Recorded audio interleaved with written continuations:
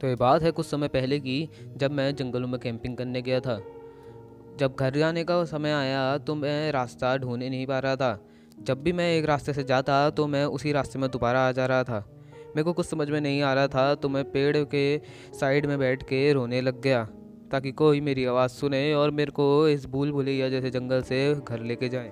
थोड़ी देर बाद मेरे को एक आवाज़ सुनाई दी। ये किसी ट्रेन के हॉर्न की आवाज़ थी। मैंने जल्दी से उठा और अपने आंसू पोंछे और जल्दी से ट्रेन की तरफ जाने लगा। मैंने देखा कि वहाँ से सच में एक ट्रेन आ रही थी। वो दिखने में थोड़ी पुरानी थी, लेकिन मेरे को जल्दी से घर पहुँचना था। मैंने उसको हाथ से इशारा किया और उन्होंने ट्रेन रोक दी। मैं ट्रेन के अंदर आया तो मैं देख के मेरे को थोड़ा अजीब लगा, क्योंकि उस ट्रेन में खाली एक ही पैसेंजर था, लेकिन मेरे को घर जाने की काफ़ी ज़्यादा खुशी भी थी।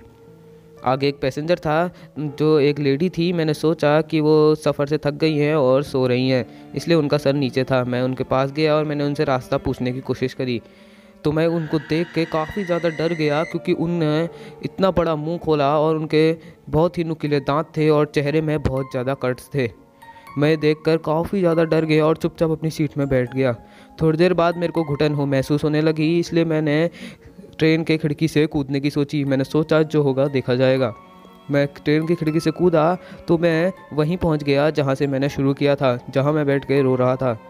और हैरानी की बात तो ये थी कि मेरे को एक भी खरोंच नहीं आई थी। थोड़ी देर बाद वहां पर से एक व्यक्ति गुजरने लगा।